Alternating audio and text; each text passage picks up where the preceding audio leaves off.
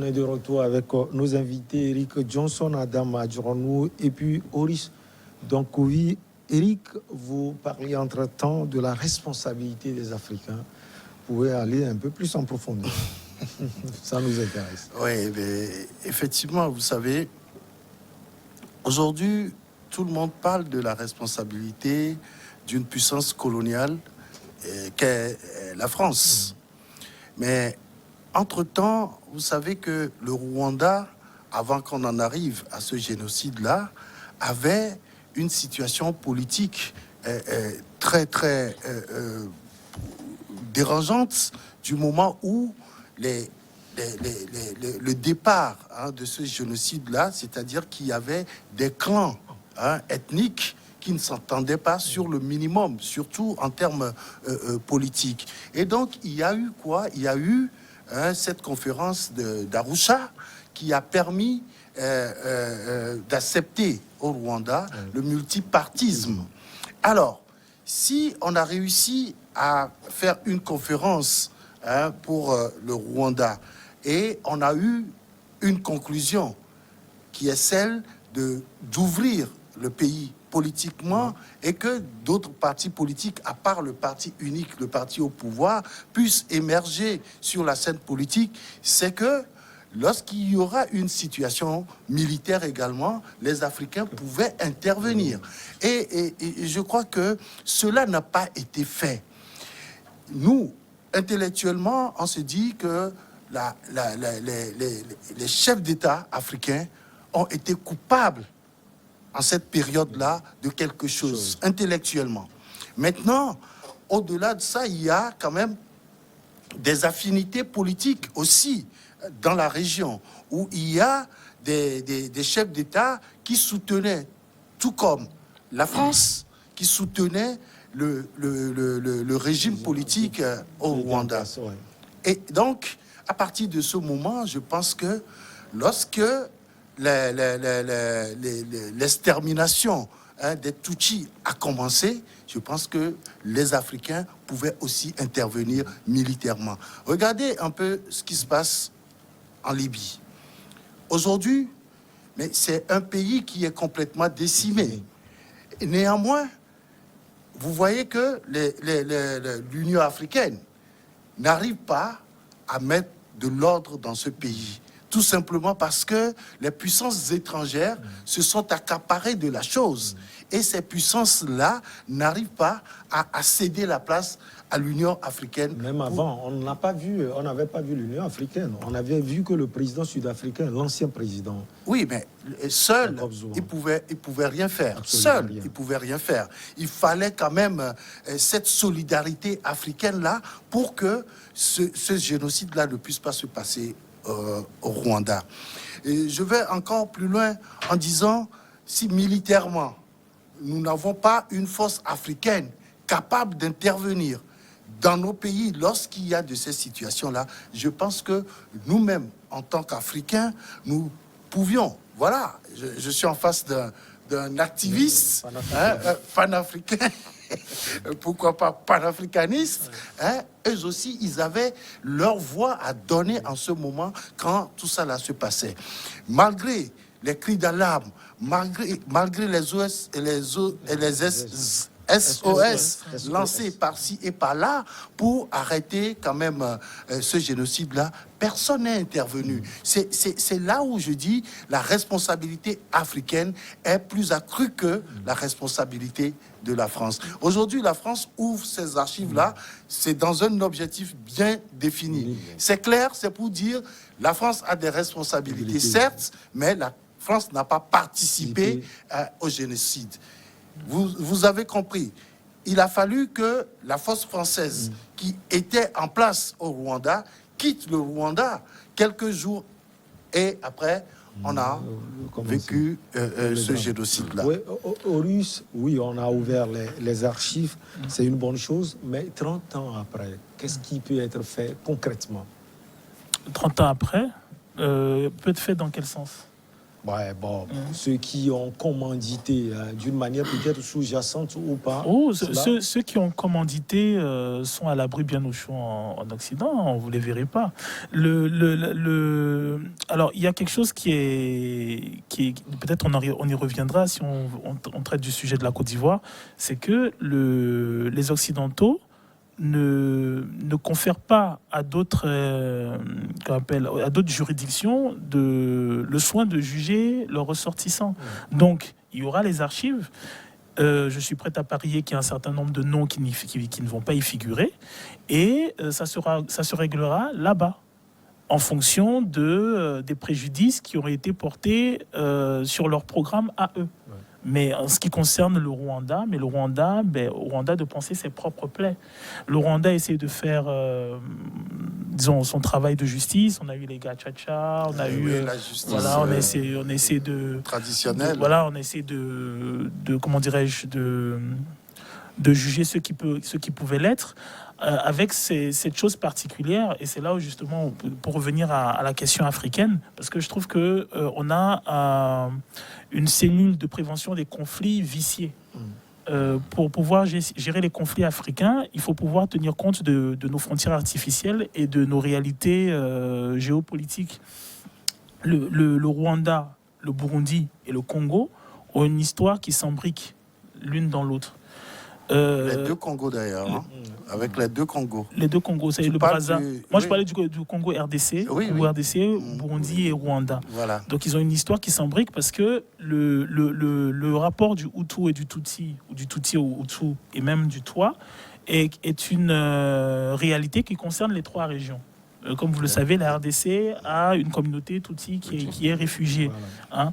Et je trouve qu'il est dommage d'avoir eu à l'époque, on parlait de l'Organisation de l'Unité africaine, de l'OUA, d'avoir une OUA qui était là, qui était en place, avec des présidents qui connaissent les réalités de leurs pays respectifs et qui, à aucun moment, n'ont pensé à prévenir le conflit, alors que il y avait déjà des signaux. Il y avait déjà eu des représailles, il y avait déjà eu des conflits. Par exemple, le Congo, je pense à Biramena demandera au Congo d'envoyer un certain nombre de forces. Je pense que c'est le Congo lui envoie un certain nombre de troupes, mais ces troupes-là, même, elles font n'importe quoi. On les accuse après d'avoir volé, d'avoir violé, ainsi de suite et tout cela.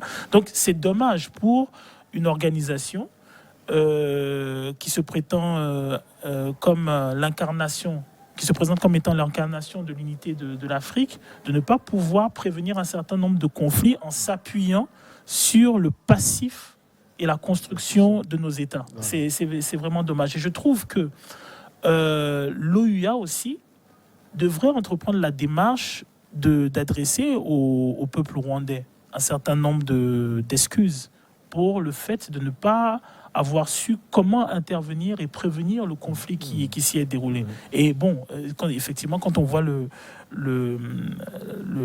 continent africain, l'UA et l'OUA ne sont pas à leur première vue. Tout à l'heure, il y a l'aîné qui parlait de la Libye. Mais la Libye même, on n'a qu'à voir l'exemple actuel du barrage éthiopien. On n'a qu'à voir actuellement. La médiation congolaise est incapable de faire entendre les acteurs, le Soudan, l'Égypte et l'Éthiopie. Donc, comme ils ont échoué, les trois acteurs réclament l'intervention de l'ONU. Donc, c'est pour vous dire où est-ce qu'on en est. Ça veut dire que les leçons qu'on aurait dû tirer du temps de l'OUA en termes de préservation de conflits et de leur règlement en interne, on ne les a pas tirés. Il faut encore que, pour une friction entre États, une friction à l'intérieur entre régions, il faut encore qu'il y ait l'intervention de l'ONU ou d'autres pays occidentaux pour pouvoir, un temps soit peu, avoir quelques accords. Donc, on n'en sort pas. Moi, je pense que l'ambiguïté également réside sur l'interprétation en réalité des relations bilatérales entre nos pays. Parce que quelque part, quand cette question se pose, moi, je pense que C'est vrai, lorsqu'on prend au niveau de la restructuration ou la structuration carrément de ces relations-là, et même après la crise rwandaise, il y a d'autres, il y a même la crise ivoirienne qui est là, où carrément personne ne dit rien. Mais je pense que c'est vrai, sur beaucoup d'autres aspects, on a tendance à pouvoir donc résister sur toute cette l'éternelle question de souveraineté, etc. Mais cette souveraineté aussi doit prendre en compte beaucoup d'autres aspects. Parce que lorsque nous prenons l'intervention de ces forces-là, qui viennent en appui à nos forces traditionnelles, je pense que la question réside en fait sur le relationnel et également sur, en réalité, le rôle que ces forces-là doivent jouer. Jusqu'au jour d'aujourd'hui, je pense que sur d'autres théâtres également, la question se pose. Et également, même si on prend le cas malien aujourd'hui, même le cas mozambicain, qui est récent. Il y en a plein. Donc moi, je pense que parmi les grandes leçons à tirer, il faudrait naturellement que nos chefs d'État, et que ça aille au-delà. Je pense que l'Union africaine aujourd'hui peut porter la question et réellement de pouvoir donc la coordonner. Par exemple, si on parle le cas malien où l'Union africaine même n'a pratiquement pas de voix, il a fallu quand même qu'ils puissent sur votre propre continent. Vous n'avez même pas de voix. Ça voudrait dire quelque part que ce relationnel-là continue pas à être toujours effrité.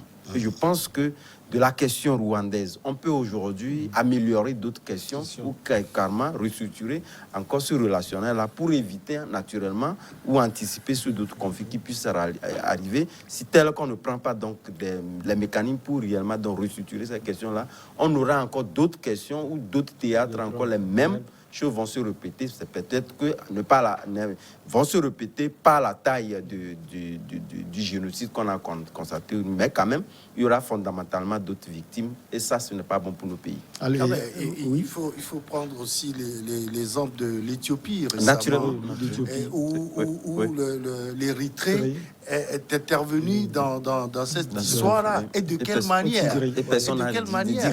On s'est tu, on a regardé faire. Et là-bas aussi, on pourra bientôt, avec les rapports qui arrivent, et donc on pourra aussi parler un jour de génocide. Ça peut arriver.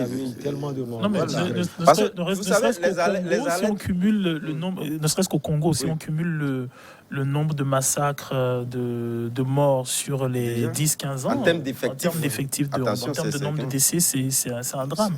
Et c'est un aveu d'échec d'avoir des États africains, c'est qu'en 4 maintenant, qui n'arrivent pas à se réunir et à proposer de solutions concrètes. C'est-à-dire il faut toujours l'intervention de l'autre. Là, il y a l'exemple du Mozambique, il faut l'intervention des États-Unis, ainsi de suite. Au Mali, il faut l'Afrique. La Libye, les conférences de la Libye se déroulent en Allemagne. Oui, donc bon. Moi j'estime que l'intervention en soi n'est pas une mauvaise chose en fait. C'est en fait la restructuration en fait de cette intervention-là qu'il faut réellement... Non, même sur d'autres théâtres également. L'intervention de l'occidental dans les conflits, nous aider. De toutes les façons, nous sommes dans un environnement géopolitique. On ne pourrait pas naturellement donc refuser...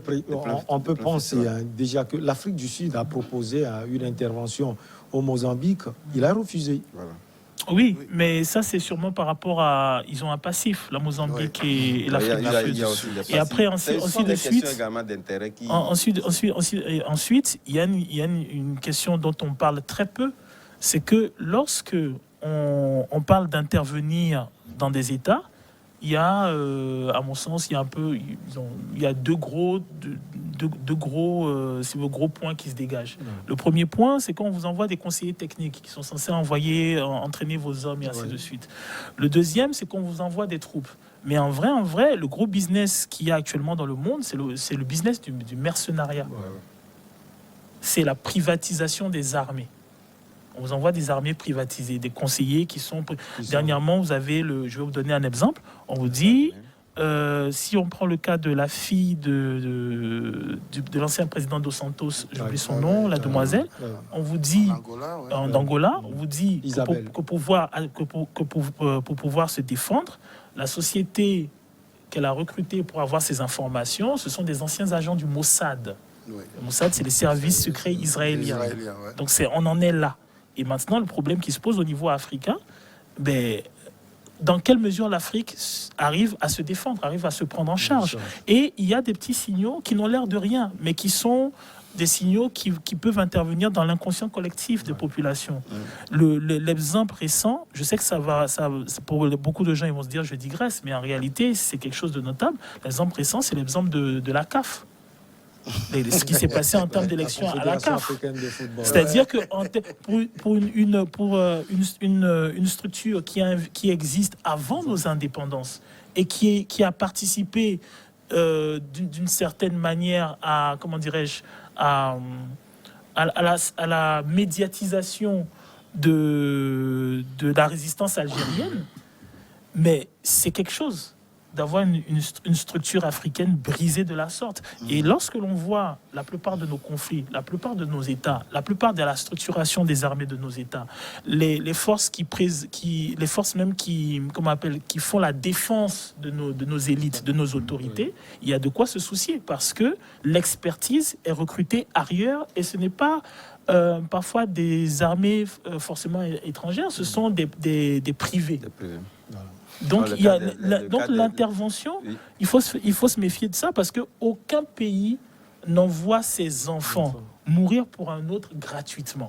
Lorsque vous avez une population française, vous avez des troupes françaises qui vont venir en Afrique, vous avez des morts, vous avez des décès, vous avez des explosions, et ainsi de suite, après, c'est pas gratuit parce que l'État qui envoie doit aller justifier de la perte de ces hommes auprès de ces populations. On a vu ça pour le cas du Vietnam avec les États-Unis. On a vu ça pour le cas de la Somalie avec les États-Unis. On a même ce cas avec la France où les familles demandent mais que sont partis faire nos enfants? Pourquoi?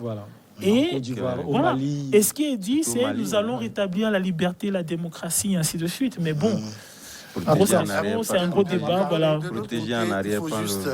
Juste quelques secondes. Et on passe à la Côte d'Ivoire. Oui, il faut ajouter que aucun pays n'envoie des troupes dans un autre si auparavant il n'y a pas un accord militaire.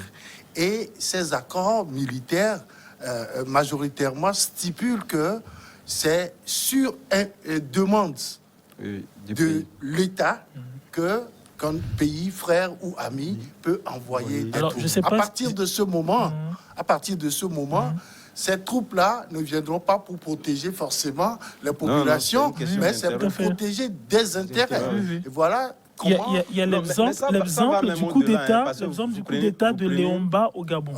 Vous prenez par exemple la question des Wagner, qui est aujourd'hui très représentative de la question dont nous parlons. Même l'ONU aujourd'hui, vous prenez au niveau de la Centrafrique, n'arrive véritablement pas à pouvoir donc dissocier les Wagner qui sont quand même les mercenaires à la sorte de la Russie, et avec l'armée régulière et même avec les forces onusiennes sur place. Ça cause un problème. Allez, on passe donc à la Côte d'Ivoire. Après ce sujet sur le Rwanda, le président Alassane Ouattara ouvre la porte de retour au pays de Laurent Gbagbo et de Charles Blé Goudé. Oui, le président ivoirien Alassane Dramane Ouattara a pris cette décision et Oris est en train de sourire. C'est une bonne chose pour la réconciliation en Côte d'Ivoire. Alors, bon, je sais que je vais un peu gêner peut-être par rapport à ma prise d'opposition.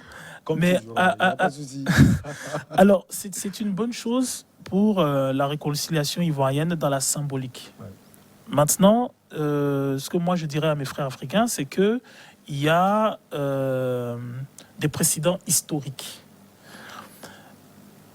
À l'époque des résistances, ce qui se passait, c'est qu'au début, on éliminait les leaders. Mais on s'est aperçu qu'en éliminant les leaders, on en faisait des martyrs et que la stature du martyr est difficile à contrôler. Donc, qu'est-ce que l'on a fait? Au lieu de couper les têtes et de les balancer par hélico ou bien d'incendier, de tuer tout un village, de découper les... Alors, on a fait simple. On arrête le chef et on l'exile. Et si vous voyez dans l'histoire africaine, c'est ce qu'on a fait à Samori. C'est ce qu'on a fait à Béhanzin. Lorsque ces leaders étaient trop récalcitrants ou trop retors pour pouvoir revenir beaucoup plus doux et beaucoup plus malléables dans leur territoire, étonnamment, ces leaders disparaissaient. Mais c'est ce qui est arrivé à Béhanzin et c'est ce qui est arrivé à Samori. Par contre, vous avez eu certains qui ont pu revenir d'exil, même s'ils constituaient une menace pour la simple raison qu'à un moment, ils ont pu donner des garanties quant à leur, comment dirais-je, leur flexibilité. Vous avez le cas de Cheikh Amadou Bamba, qui est le fondateur des Mourides, du soufisme mouride au Sénégal. Il était craint, on l'a envoyé en exil au Gabon, on l'a envoyé en exil en Mauritanie, et il est revenu et on le décore même.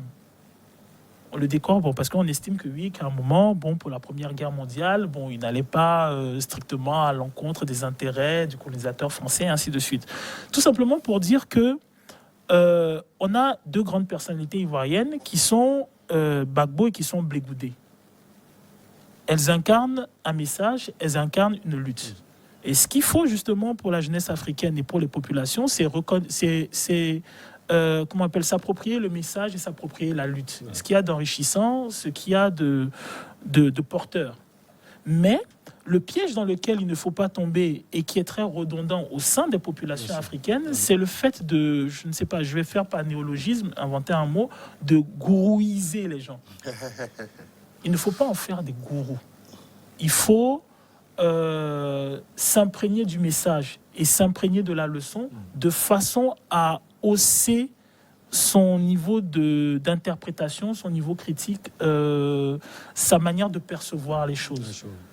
Le retour de Blé Goudé et Gbagbo, pour moi, doit être perçu comme cela parce que il faut, de façon pragmatique, reconnaître que s'ils reviennent en Côte d'Ivoire, c'est que les gens le veuillent ou non, le RHDP a eu des garanties pour que Alassane Ouattara, il y a eu des discussions, il faut qu'il y ait des garanties, il faut qu'il y ait eu des discussions. Monsieur Ouattara ne nous a pas habitués à la flexibilité de sa première prise de pouvoir en Côte d'Ivoire au temps d'Oufoué en tant que Premier ministre, où il gère les affaires jusqu'à maintenant. Monsieur Ouattara n'est pas quelqu'un qui nous a habitués à la flexibilité. Donc, si à un moment, après avoir été réélu, il décide en quelque sorte d'apprécier le retour de Laurent Gbagbo, qui est un de ses plus farouches concurrents, et de Blé Goudé, qui est, comment dirais-je, qui fait partie de la fine fleur du politique ivoirien, qui peut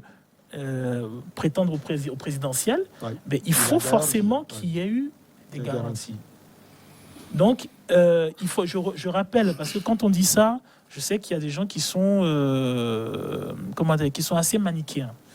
Mais je rappelle que M. Gbagbo et M. Blé Goudé, lorsqu'ils sont arrêtés, on les exporte. Ils vont être enfermés dans un pays occidental, ils vont être jugés dans un pays occidental. Lorsqu'ils vont être libérés, ils vont être dans un pays occidental, Belgique, France, avant d'être ramenés. Donc, ils sont à l'extérieur. Et ça, par exemple, je vais peut-être m'arrêter jusque-là, c'est un aussi des paradoxes que l'on a sur le continent africain. Nous sommes les seuls qui exportont le jugement de nos élites. Alors que ce qui est grave dans cela, c'est que une personnalité comme M. Laurent Gbagbo, qui a été président, détient des informations sensibles. Vous ne verrez pas dans l'histoire de l'Europe ou l'histoire des États-Unis le procès de, Napoléon à l'extérieur de la... Vous ne verrez pas. Le procès de Nuremberg à l'extérieur, vous ne verrez pas. Lorsque on a eu le scandale de Nixon aux États-Unis, c'est aux États-Unis, bien c'est vrai que le scandale se passe aux États-Unis, mais tous les grands scandales, ils le font chez eux. Nous, on a la proportion à applaudir lorsque l'on capture un d'un autre et qu'on l'exporte et qu'on fait son jugement à l'extérieur. Ce qui ne se peut pas parce que cette personne-là détient des informations sensibles sur le territoire et sur le pays. Et on a eu un chef d'État qui, pendant 10 ans, a été détenu à l'extérieur. On ne sait pas dans quelles conditions, dans quelle prison, qu'est-ce qu'il a subi, quel chantage il a pu subir avant qu'on le ramène. C'est là où je respecte, par exemple, même si il est très contesté, je peux respecter ne serait-ce que sur cette portion d'histoire, Jean Bédel Bokassa qui prend le soin de revenir et de se faire condamner chez lui. Donc, je m'arrêterai sur cela, mais bravo si M. Gbagbo et M. Blé Goudé rentrent. Mais ce que je dirais aux gens, c'est de retenir le message porteur et de ne pas gourouiser. Adam, oui. En tout cas, vous avez 2 minutes. Après, on peut revenir juste après le journal. Oui, vous savez, le retour de Gbagbo, de Charles Blé Goudé en Côte d'Ivoire est devenu une question d'enjeu stratégique pour la Côte d'Ivoire. Vous savez, le fait qu'on ait extradé Laurent Gbagbo à La Haye, en son temps, avait profondément divisé les chefs d'État africains. Profondément. Et là, vous pouvez directement faire le parallèle. Vous avez vu le président Bichi, lorsqu'il était donc au Soudan. Voilà, il a été toujours protégé par ces chefs d'État. Ça voudrait dire quelque part que, lorsque nous revisitons un peu l'histoire, les chefs d'État sur cette question-là, il y avait quand même eu un certain compromis entre les chefs d'État sur le fait que, quel que soit ce qui puisse arriver, qu'on puisse réellement nous entendre à ce qu'on ne puisse pas quand même extrader les premiers responsables de nos pays à l'extérieur.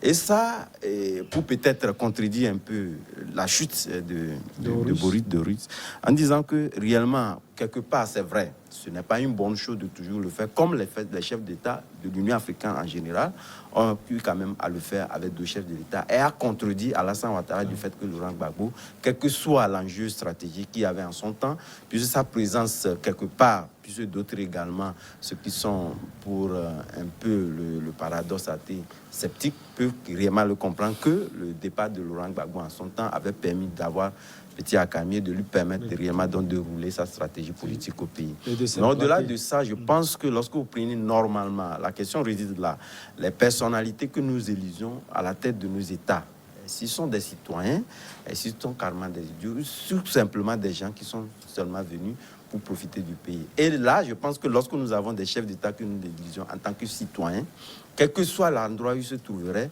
vous ne le verrez pas quand même saboter les secrets de son pays. Ça n'hésite pas. En tout cas, à la propension, à la hauteur d'une personnalité comme Laurent Gbagbo et tout ce qu'il transporte comme bagage, comme background, ce n'est pas quand même possible. Donc c'est pour dire quelque part que ça, je pense que, comme je le disais, à part le retour stratégique, Laurent... Vous pouvez le garder après la pause? Bon, naturellement. Allez, on va marquer cette pause. Le journal et on revient. On va donner la parole à Adam et puis Eric Johnson. Merci.